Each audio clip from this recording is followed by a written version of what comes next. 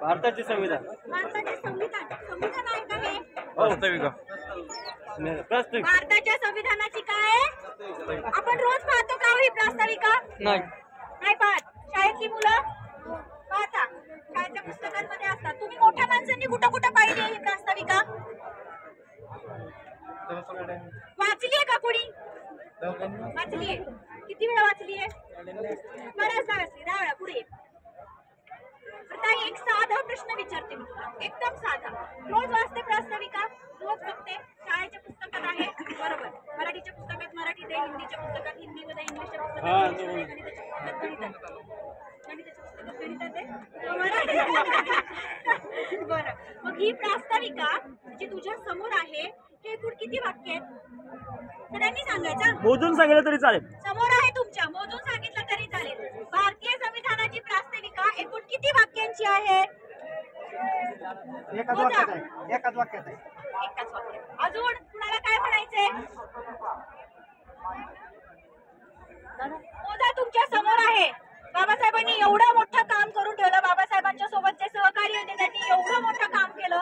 2 वर्ष 11 महिने 17 दिवस 18 दिवस स्वीकृतीचा दिवस कन्सिडर करतात. 18 दिवस एवढं मोठं काम केलं तुमच्या आमच्यासाठी. संविधान दिलं आपल्याला, बरोबर की नाही? अशी उतरंड अशी केली, बरोबर की नाही बाबा? हा, मग एवढं मोठं काम केलं. भारताची प्रास्ताविका किती व्हायची आपल्याला कळालं नाही अजून. 75 वर्ष झाली की हो देऊन. कोण सांगतं? सरांनी दिले उत्तर. ताई बोल पटकन. समोर मोजून सांगायचं. 1 2 3 4 5 6 75 मोजा.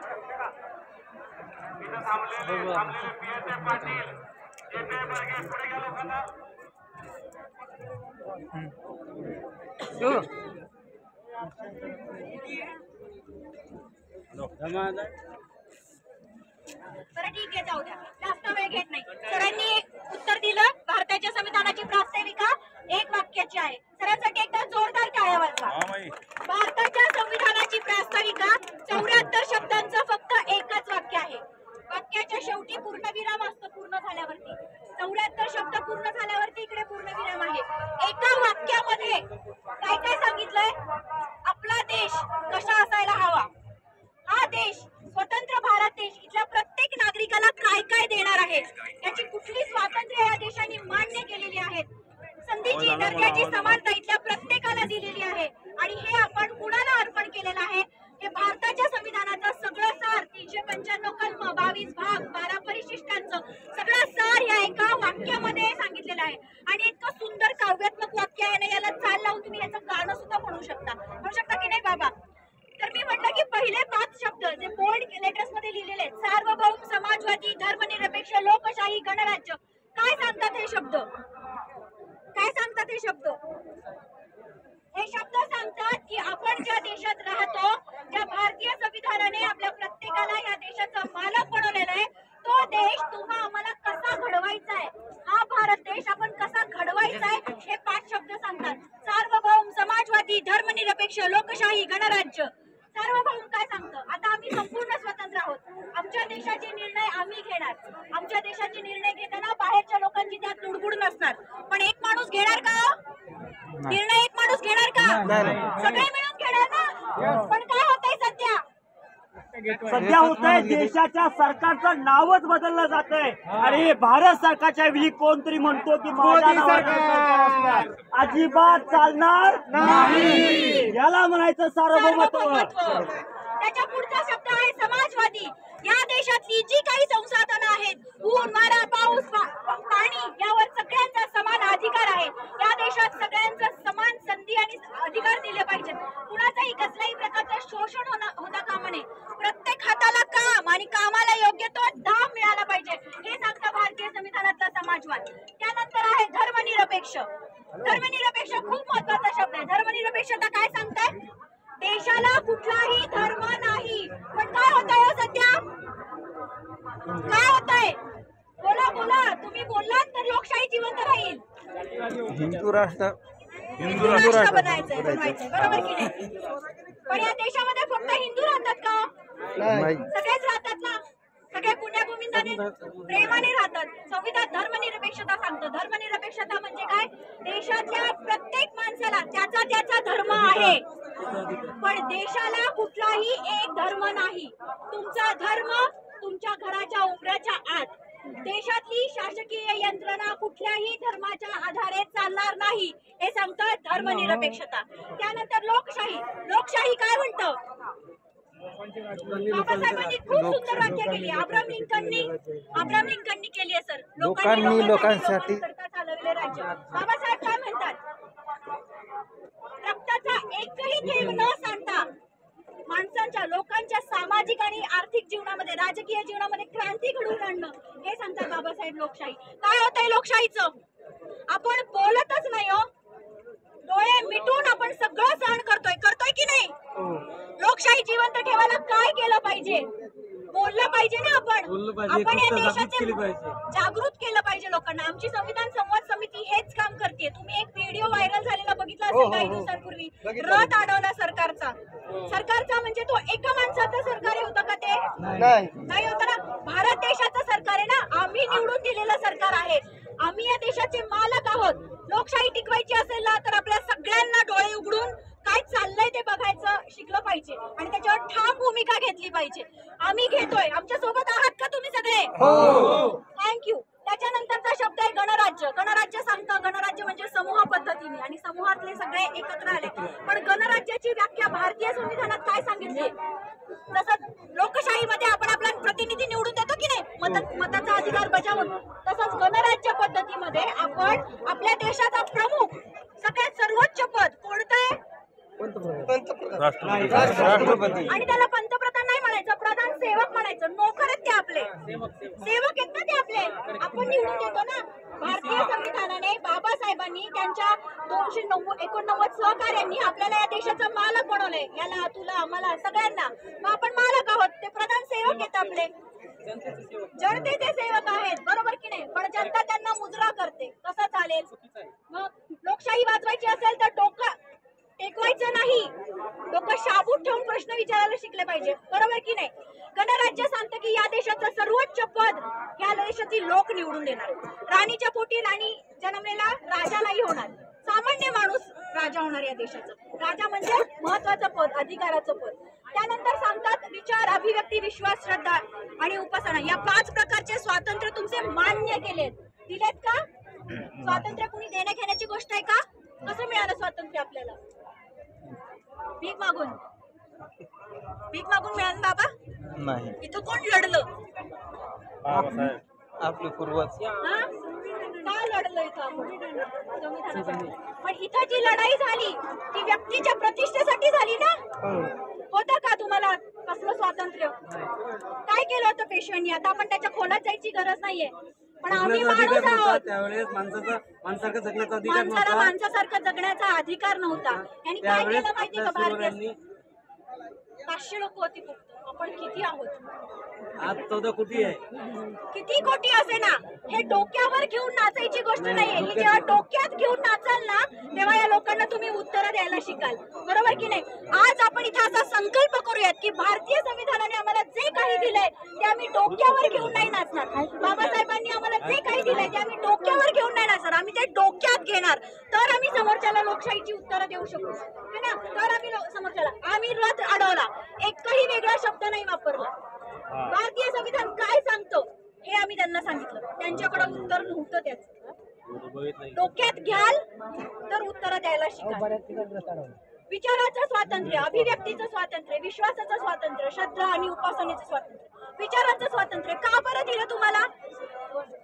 विचार कोणता अवयव करतो आपला? दादा, कोणता अवयव करतो विचार? विचार कोणता अवयव करतो? मेंदू. कुणाचा मेंदू? दादाचा मेंदू विचार तुझ्यासाठी करतो ना. मग स्वतःचा मेंदू. स्वतःचा मेंदू स्वतःचा विचार करतो. स्वतःच्या डोक्यात स्वतःचा मेंदू. आपण तिकडे लिहायची काय गरज होती? काय गरज होती? असंच लिहिला उगाच? समजायला पाहिजे. बर, मला एक सांगा काका, तुम्ही शिकलाय का? आई शिकली का? आईची आई शिकली का? का नाही शिकली? तिच्याकडे मेंदू नव्हता. मेंदू नव्हता आईकडं. अधिकार मेंदू नव्हता. मेंदू होता का नव्हता? मेंदू होता. अधिकार नव्हता. कुणाकडे होता अधिकार? शिकायचा, विचार करायचा अधिकार कुणाकडे होता? मूठभर लोकांकडे होता. बरोबर की नाही? मग माझा मेंदू माझ्या डोक्यात, मी शिकेल, मी विचार करेल, हे स्वातंत्र्य तुम्हाला संविधानाने दिले. तुमच्या मेंदूवरती कुणीही अधिराज्य गाजवू नये. तुमचा मेंदू तुमचा आहे आणि तुम्ही विचार करायला पाहिजे. म्हणून ते स्वातंत्र्य तुमचं अबाधित ठेवण्यासाठी इथं लिहिलेलं आहे. विचारांचं स्वातंत्र्य, अभिव्यक्तीचं स्वातंत्र्य काय आहे? माझं स्वातंत्र्य मला दिलंय. मला हात वर करायचं स्वातंत्र्य आहे, पण जिथं समोरच्याचं नाक सुरू होतं ना, तिथं माझं ते स्वातंत्र्य संपतं. याला म्हणतात अभिव्यक्ती स्वातंत्र्य. माझं स्वातंत्र्य मी एन्जॉय करणार, पण माझं स्वातंत्र्य एन्जॉय करत असताना माझ्या स्वातंत्र्यामुळे दुसऱ्याच्या स्वातंत्र्याला काही प्रॉब्लेम होऊ नये, हे झालं अभिव्यक्ती स्वातंत्र्य. उपासना, श्रद्धा, विश्वास, ज्याच्यावर विश्वास ठेवायचा आहे त्याच्यावर विश्वास ठेवा. ज्या देवाची श्रद्धा करायची त्याची श्रद्धा करा. ज्यांची उपासना करायची त्यांची करा. फक्त आपली विवेक बुद्धी जागृत ठेवून मेंदू सतत जागा ठेवायचा. जिथे डोकं टेकवतोय ती जागा डोकं टेकवण्यासारखी आहे का? ज्यावर लायकी, मी आता तो शब्द वापरत नाही. जिथे विश्वास ठेवायचा आहे ती व्यक्ती, ती जागा विश्वास ठेवण्यासारखी आहे का? ज्यांची उपासना करायची त्यांची उपासना करण्याचं तुम्हाला स्वातंत्र्य आहे. भारतीय संविधान इथं दर्जाची आणि संधीची समानता देते. या देशातला प्रत्येक व्यक्ती हा महत्वाचा आहे. व्यक्तीची प्रतिष्ठा महत्वाची आहे. आज तुम्ही आम्ही जे इथे उभे आहोत ना, त्या प्रतिष्ठेमुळे उभे आहोत. बरोबर ना? माणसाला माणूस म्हणून जगण्याची परवानगी होती का? नव्हती. जगण्याचा विचारच लांब होता. भारतीय संविधानाने आपल्याला माणूस म्हणून जगण्याचा विचार दिला आणि माणूस म्हणून त्याच मानाने आज तुम्ही आम्ही लाखोच्या संख्येने इथे आलेलो आहोत. असे कपडे नसते दिसले. बरोबर. आणि भारतीय संविधान इथल्या प्रत्येकाला अर्पण केलेलं आहे. का अर्पण केलेलं आहे? कारण हे ऐकतं नाही मिळाले ना. हे इथल्या देशातल्या लोकांनी अहोरात्र झटून बनवलेलं आहे. इथल्या लोकांचे विचार, इथल्या प्रत्येक माणसाचा विचार केलेला आहे भारतीय संविधान लिहिताना. आणि म्हणून ते इथल्या प्रत्येकाला, कारण तुम्ही आम्ही सगळे इथे उभे असलेले या देशाचे मालक आहोत आणि त्या मालकांना हे भारतीय संविधान अर्पण केलेलं आहे. आणि या भारतीय संविधानाच्या मूल्यांवर, स्वातंत्र्य, समता, न्याय, बंधुता या 4 मूल्यांवरती हे संविधान उभं आहे. आणि तुमच्या आमच्या रोजच्या जगण्यामध्ये ही मूल्य आपल्याला उतरवली पाहिजेत, तर हे भारतीय संविधान चिरायू होणार. बाबासाहेब म्हटलंच ना, जर हे संविधान जर वाईट असेल, चालवणारे वाईट असतील ते संविधान वाईट आहे. जर चालवणारे चांगले असतील ते संविधान चांगलं आहे. चालवणारे हात कोण निवडून देत असतात? आपणच. 2024 जवळ आले.